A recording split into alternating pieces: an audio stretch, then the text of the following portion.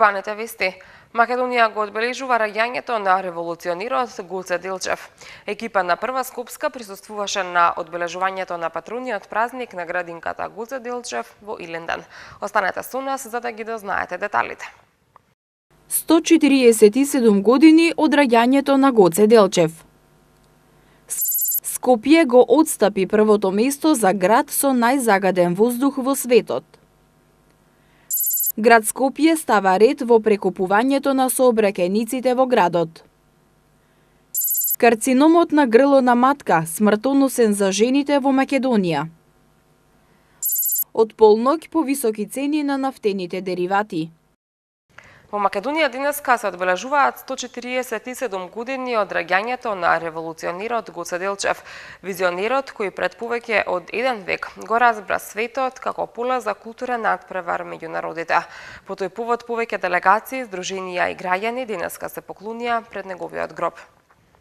Во Македонија денеска се одбележуваат 147 години од раѓањето на револуционерот Гоце Делчев, визионерот кој пред повеќе од еден век го разбра светот како поле за културен надпревар на народите. По тој повод, делегација на Советот на град Скопје, составена од председателката на Советот на град Скопје Љубица Јанчева и советниците Јелена Жугич и Петар Шапе, денеска положија цвеќиња на гробот на Гоце Делчев во црквата Свети Спас во Скопје. Цвеќе на гробот на Гоце Делчев положија и делегации од владата и собранието на Република Македонија, од канцеларијата на председателот на Република Македонија, од Министерството за одбрана, од Генералштабот на АРМ, представници на политички партии, на научни и на образовни институции, на здруженија, како и голем број граѓани од нашата земја и од странство. Гоце Делчев е роден на 4 февруари 1872 година во Кукуш, во семејството на Султана и Никола. Се школувал во гимназијата во Солун и на Војната академија во Софија. Учителствувал во Штип, а како член на Централниот комитет на ТМРО работел на создавање мрежа на бази, комитети и комитски чети на организацијата.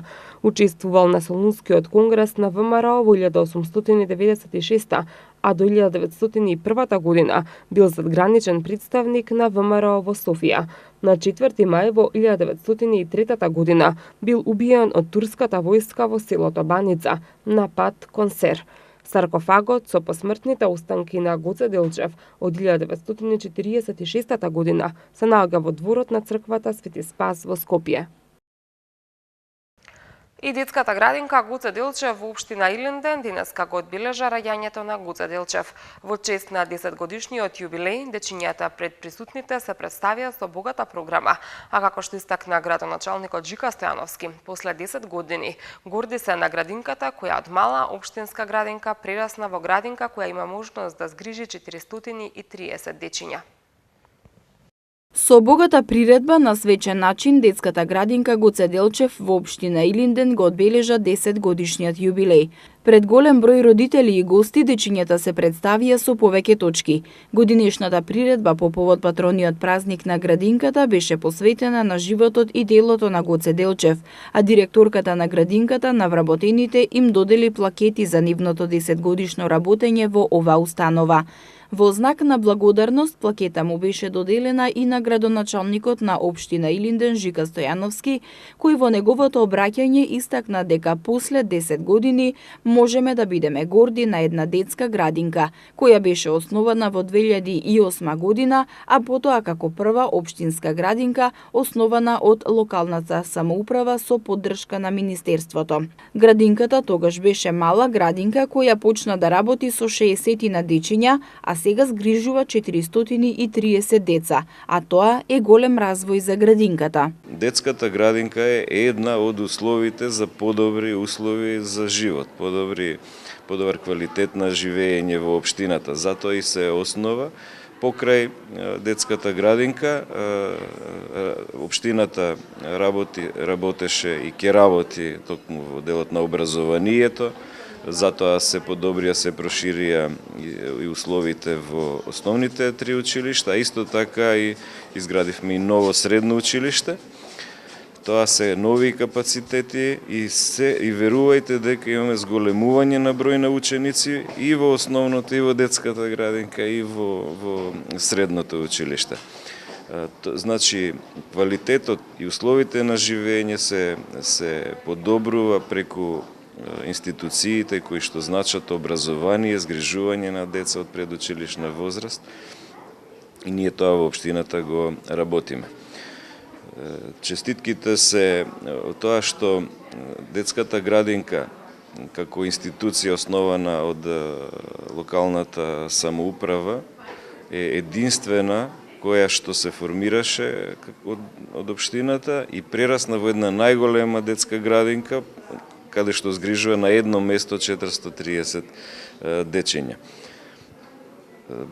Сакам да се заблагодарам на сите поддржувачи, учесници и во формирањето, и во градењето, и во работењето. Да честитам на персоналот кој што успешно си ја заврши својата работа.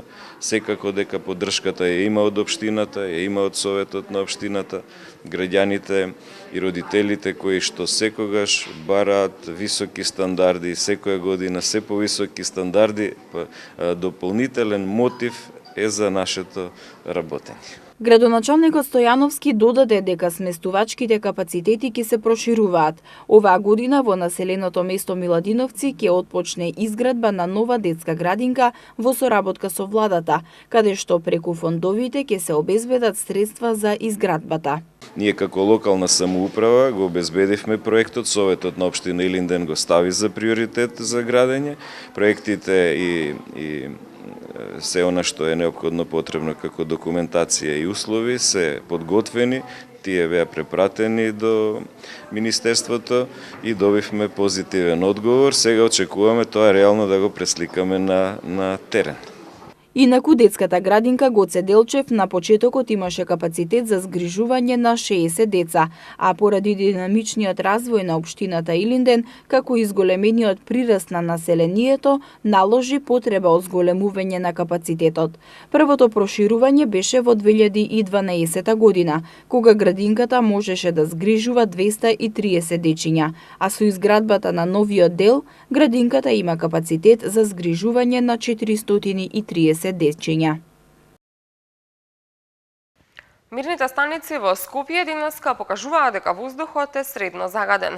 Според резултатите од истражувањето спроведено од Институтот за политички истражувања од Скопје, најмногу од граѓаните или 31% како главна причина за загадувањето на воздухот го сметаат транспортот, пошто следи грејењето за 25%, отпадот за 22,5%, индустријата за 13,6% и градежништвото за 7,1%. За разлика од изминатите денови, скопјани денеска можат слободно да дишат. Ова го покажуваат мирните станици на повеќе локации во градот. Имено, мирната станица во Карпош во 9 часот покажа 56 PM10 честички на метар кубен, во Бутел 60, во Центар 57, а кај ректорат 71 микрограми на метар кубен. И бидејќи начинот на живот во Скопје остана непроменет, улиците се полни со автомобили, домакинствата се уште се греат на дрва, а од оџаците на фабриките и понатаму излегува густ чад. Останува да констатираме дека намалувањето на аерозагадувањето е резултат единствено на временските прилики. Заменик министерот за животна средина Јани Макрадули со новата стратешка програма за намалување на загадувањето, со замената на печки во 1000 домакинства, поврзување на неколку илјади станови на централното парно грејење и со други мерки како зголемено озеленување со автохтони садници, очекува драстично да се намалат штетните емисии во воздухот.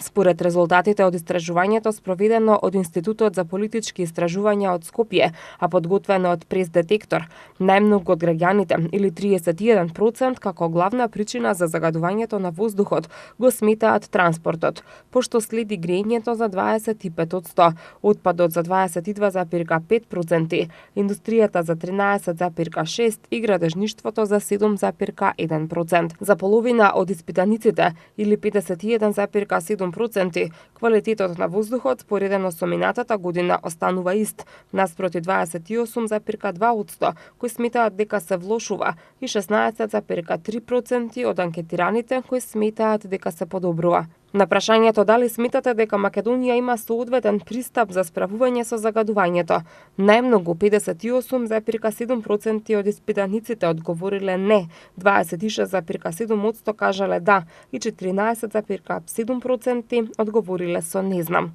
Истражувањето на тема загадување на воздухот е спроведено од ИПИС во периодот помеѓу 8 и 13 јануари 2019 година на 1091 полнолетни испитаници на ниво на целата земја, со користење на случаен примерок стратификуван за да се запази репрезентативноста на населението, со цел да се отстранат евентуалните неправилности и прекршоци кои доведуваат до зголемено ниво на PM10 честички во воздухот. Викендов овластен инспектор за животна средина при општина Карпаш, заедно со секторот инспекторат на град Скопје, извршиле контрола на индустриската зона во Момин поток, потегот околу Криви дол и Злокуќани. Од одделението за односи со јавност на општина Карпаш наведуваат дека станува збор за редовна контрола и надзор, со цел да се утврди начинот на кој работат правните субјекти и да се превенира загадувањето на амбиенталниот воздух и животната средина. Инспекцијските служби констатираа дека и во вечерните часови не работи фирмата која врши дејност топење и преработка на алуминиум, а за која на дел од порталите излегува информации дека е главен загадувач во општина Карпаш. Именно како што известивме и предходно, оваа фирма од пред нова година не работи, односно не врши дејност. При оваа проверка се изврши контрола на другите правни лица кои работат во овој дел од Карпаш, при што не беа забележани никакви нерегуларности и пропусти во нивното работење, кои би представувале закана за животната средина, се наведува во соопштението од општина Карпаш. Кога станува збор за индивидуалното домување, наведуваат од општината, во Злокуќани се евидентирани повеќе домакинства кои се греат на дрва и препорачано им е да користат субвенции кои се нудат од страна на градските власти, но и да се прифрлат на други алтернативни начини на грејење.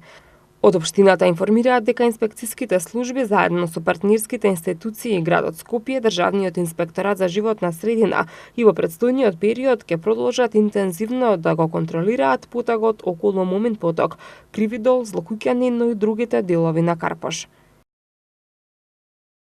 Комуналните служби на општина Ѓорче Петров деновиве работат на расчистување на дивите депонии во населбата Дексион, каде што досега се исчистени 6 кубни тони смет.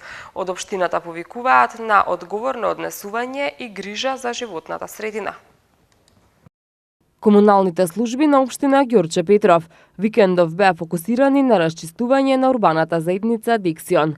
Исфрлени се 2 камиони со отпад или околу 6 кубни тони смет. Како што информираат од општината, се чистат уличките во Ѓорче 2 околу геријатрија и основното училиште Ѓорче Петров. Акцијата за расчистување на Ѓорче 2, односно Дексион, продолжи и денеска, но општинарите повикуваат на поголема самосвест кај граѓаните, со што би се намалила потребата од вакви еколошки акции.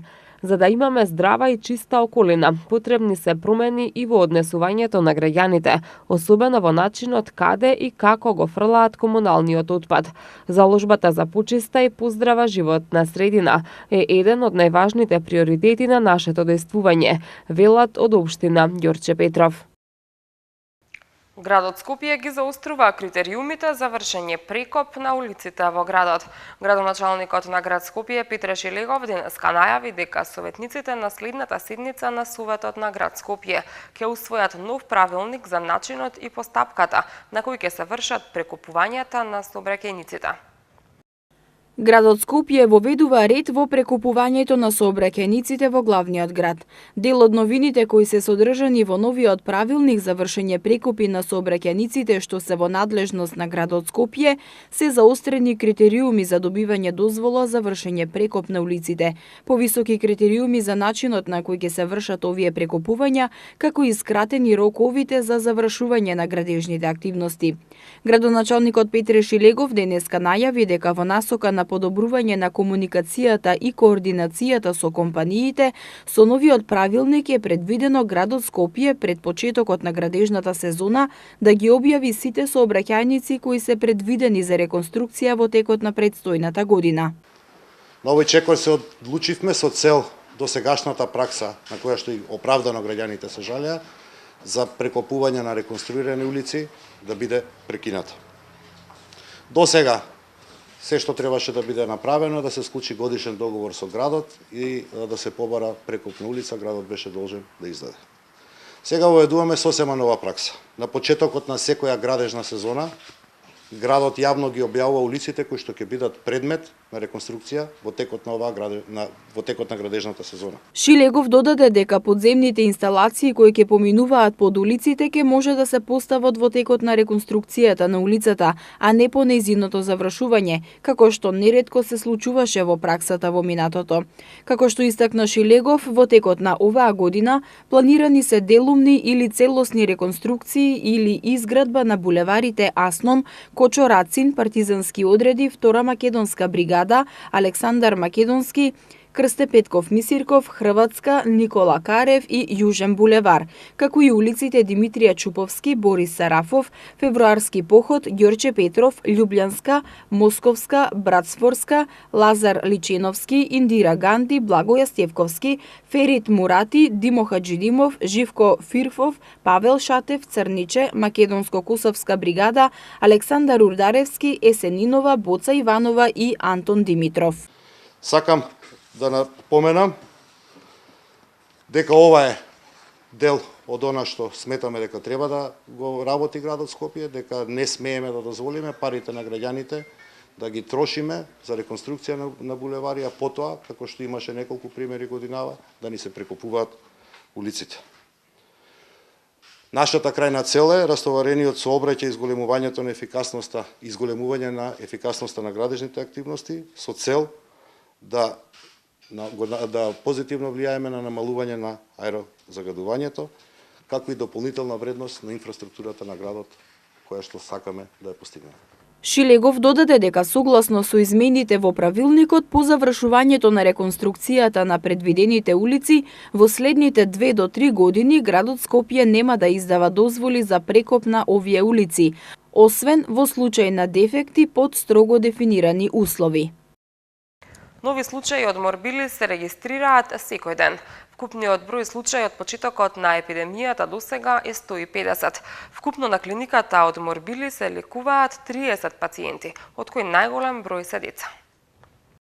На клиниката за инфективни болести издвоени се 2 крила на едно оделение, каде што во изолација се сместени пациентите заболени од морбили. Вкупно на клиниката од морбили се лекуваат 30 пациенти, од кои најголем број се деца. Како што информира министерот за здравство Венко Филипше, нови случаи од морбили се регистрираат секој ден.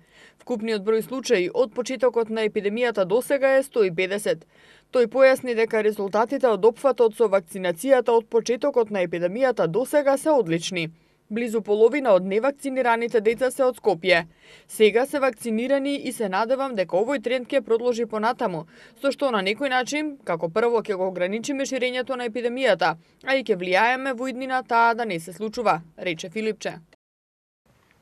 Во рамки на одбележувањето на 4 февруари, Светскиот ден за борба против рак, Сдруженијето за борба против рак борка за секој нов ден. Денеска презентираше податоци кои покажуваат дека се зголемува бројот на заболени од рак. Раното диагностицирање е примарна задача, но и имплементирањето на националните скрининг програми. Со навремени прегледи, ракот може да се диагностицира во ран стадиум кога е и поголема успешноста во лекувањето. Во Република Македонија во период од 2012 до 2016 година од карцином на грло на матка умреле 203 жени, а бројот на умрени жени од карцином на грло на матка секоја година се зголемува за 6%. Покажуваат резултатите од направената анализа од Сдруженијето за еманципација, солидарност и еднаквост на жените ЕСЕ. И покрај оваа алармантна состојба, Министерството за здравство издвојува средства и дава можност само 28% од жените на возраст од 24 до 60 години да направат бесплатен ПАП тест преку програмата за скрининг на карцином на грло на матка. А секоја година оваа програма опфаќа помалку жени од предвидениот број и троши помалку средства од издвоените. Во период од 2012 до 2017 година, 56% од жените на возраст од 24 до 60 години не биле поканети да направат бесплатен ПАП тест со програмата за скрининг на карцином на грлото на матката, а пак на 72% од жените не им бил направен ПАП тест преку програмата во изминатите 6 години, велат од ЕСЕ. Во анализираниот период, кај 13.317 жени, или пак во просек кај 8% од цитолошки анализираните брисеви, утврдени се одредени клеточни абнормалности.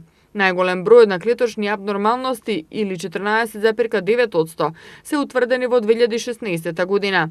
Доколку со програмата за скрининг на карцином на грлото на матка биле опфатени сите жени на возраст од 24 до 60 години во изминатите 6 години, одредени клеточни абнормалности би се идентификувале кај приближно 44.000 жени, што значи дека кај нив е пропуштена можноста за рано откривање на предраковите промени и карциномот на грлото на матката, и со тоа на времено излекување и продолжување на животот на жените, велат од Сдруженијето. Во анализата се вели и дека нискиот опфат на жените со програмата за скрининг на карцином на грло на матка се должи на нискиот буџет и на недостигот од гинеколози на примерно ниво во Македонија, а и на малиот број на гинеколози вклучени во реализација на програмата. Од ЕСЕ вела дека воедно потребно е да се воспостави една национална програма за скрининг на ракот на грлото на матката, каде прецизно ќе се дефинираат критериумите и одговорностите на Министерството за здравство и Фондот за здравствено осигурување, со кое ќе се превенира предвремената смрт на жените во Македонија. Регулаторната комисија за енергетика одлучи да ја зголеми цената на нафтините деривати. Зголемувањето ќе се движи од половина до 1,5 денар. Нафтините деривати од Нокеска на полнок се зголемуваат од половина до денар и половина, одлучи денеска Регулаторната комисија за енергетика. Според одлуката на Регулаторната комисија, цената на Евро Супер БС98 се зголемува за 0,5 денари за литар и неговата нова цена ќе биде 63,5 денари за литар. За 1 денар поскапо ќе се продава Евро Супер БС95 и екстра лесното масло. Така малопродажната цена на Евро Супер БС95 ќе биде 62 денари за литар, а на екстра лесното масло за домакинство 48,5 денари за литар. Дизелот се зголемува за 1,5 денар за литар во однос на цената утврдена пред 2 недели, што значи дека од полноќ новата цена на дизелот ќе биде 60 денари за литар.